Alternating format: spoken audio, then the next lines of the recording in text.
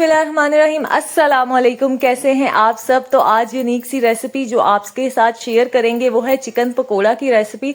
अक्सर रेस्टोरेंट वगैरह में भी अगर आपने ये टेस्ट किया हो तो ये बहुत यमी होते हैं, तो मैंने कहा आज इसकी रेसिपी आपके साथ शेयर कर देते हैं। चिकन पकोड़ा के लिए मैंने लिया था बोनलेस चिकन आधा किलो। उसके बाद मैंने 1 कप इसमें लिया है बेसन। तो साथ ही मैंने 1 से 2 दरमियाने साइज के प्याज का पेस्ट बना लिया, अदरक लहसुन का पेस्ट, हल्दी, चावल का आटा और बारीक कटा हुआ हरा धनिया।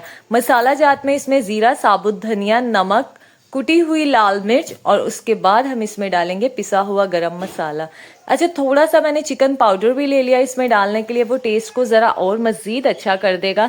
तो चले रेसिपी को शुरू करते हैं। रेसिपी को शुरू करने से पहले आप चैनल को सब्सक्राइब कर दें और बेल आइकन को प्रेस कर दें, वीडियो को ज़्यादा से ज़्यादा शेयर कर दें। तो यहाँ पर सबसे पहले मैंने ज़ीरा और साबुत धनिए को एक फ्राई पैन के अंदर हल्का सा भून लिया। इसकी खुशबू बहुत अच्छी आएगी, तो आपने इसको भून कर ही डालना है, वो इसके टेस्ट को मज़ीद बढ़ा देती है। तो यहाँ पर अब आ गई है बारी बेसन घोलने की। सबसे पहले एक बाउल में हमने डाल दिया बेसन, उसमें डालेंगे हम चावल का आटा, प्याज और जो मसाले हमने लिए हैं वो हम इसमें डालकर इसको घोल लेंगे। तो चलिए डालते हैं। यहाँ पर मैंने प्याज का पेस्ट शामिल कर दिया, अदरक लहसुन का पेस्ट, मसाला जात। अब जो बाकी मसाले हमारे रह गए हैं हमने वो भी इसमें डाल दिए। अब डाल दूंगी मैं इसके ऊपर बारीक कटा हुआ हरा धनिया। हरा धनिया आपने लाजमी डालना है, इसकी लुक भी अच्छी लगती है और इसके टेस्ट में भी मज़ीद इजाफा करता है। तो यहाँ पर देखें, बेसन को घोल लेते हैं। मैं इसमें पानी डालकर पहले चम्मच के साथ मिक्स करूँगी, उसके बाद हाथ से घोल लूँगी। अगर आप हाथ से ना घोलना चाहें आप चम्मच से मिक्स कर लें, लेकिन जब आप हाथ से बेसन को घोलते हैं तो उसमें जो गुठलियों की गुंजाइश नहीं रहती, बहुत अच्छे से वो घुल जाता है। तो यहाँ पर चम्मच के साथ मैं मिक्स कर रही हूँ। रेसिपी को सेम इसी तरह से फॉलो करके आपने जो है चिकन पकोड़ा बनाना है। आप अपने घर वालों के लिए बनाएं, ये बहुत लजीज बनते हैं। आप चाय के साथ स्नैक्स के तौर पे या मेहमानों के लिए आप बनाएं तो बहुत अच्छे बनते हैं। तो यहाँ पर देखें, आपको लग रहा होगा कि बेसन हमारा घुलना शुरू हो गया था। अब इसमें मैंने डाला है 2 चम्मच सोया सॉस के। अच्छा, आप इसमें 1 चम्मच डाल दें तो वो भी काफ़ी होगा। तो यहाँ पर अब इसको डाल के चिकन को हम मैरिनेट की तरह मिक्स कर लेते हैं। अच्छा, हम चिकन को अगर इसमें डालते ही हम फ्राई पैन में इनको फ्राई करेंगे तो चिकन में टेस्ट नहीं आएगा और जो हमारी बोटी का टेस्ट है वो फीका रहेगा। इसलिए मैं इसको मैरिनेट करके आधे से पौने घंटे के लिए रखूँगी, उसके बाद हम इसको फ्राई करेंगे। तो चलें चिकन को मिक्स कर लेते हैं इसके अंदर अच्छे से और फिर इसको कवर करके रखेंगे। तो यहाँ पर देखिए मेरा चिकन जो है मिक्स हो गया। आप वीडियो को जल्दी जल्दी शेयर करते जाएं और कमेंट में मेंशन करते रहें किसको ये रेसिपी पसंद आ रही है। आपको अगर ये रेसिपी पसंद है आप कमेंट में लाजमी बताएं। इसके अलावा जो रेसिपीज़ पसंद है आप उसको भी कमेंट में मेंशन कर दिया करें, ताकि आने वाली वीडियोज़ में हम वो रेसिपीज़ आपके साथ शेयर करते जाएँ।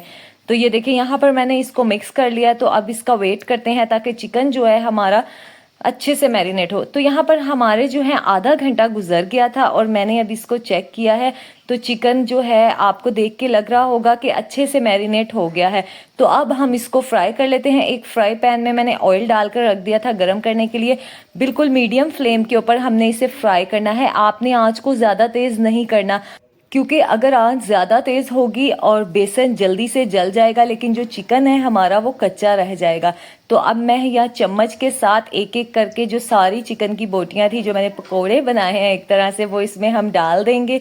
इसी तरह आपने सारे जो है चिकन के पीस को इसमें डाल देना है। तो यहाँ पर देखें इनकी लुक माशाल्लाह कितनी अच्छी लग रही है। इसी तरह से हम सारे पकोड़े इसमें डालेंगे और इनको फ्राई करेंगे। ये रेसिपी बहुत टेस्टी बनती है और इंतहाई आसान रेसिपी है। यहाँ पर देखें मैंने सारे डाल दिए थे इसमें। अब हम इनको हल्की आंच पर फ्राई कर लेते हैं। तो ये फ्राई हो रहे थे, साथ के साथ मैं इनको पलट देती हूँ ताकि ये एक साइड से जल ना जाए। तो ऐसे ही हमारे चिकन पकोड़े बस होने वाले हैं तैयार। बस 2 मिनट रह गए हैं। तो यहाँ पर ये तकरीबन हो गए थे और मैं इनको निकाल कर डिश आउट करूँगी। तो ये देखिए चिकन पकोड़े की लुक माशाल्लाह बहुत यमी, बहुत टेस्टी बने हैं। आपको यकीनन बहुत पसंद आएंगे। आपने इस रेसिपी को ज़रूर ट्राई करना है। अब जो चिकन था हमारा वो भी अच्छे से गल गया था और यहाँ पर मैंने रायता तैयार कर लिया था।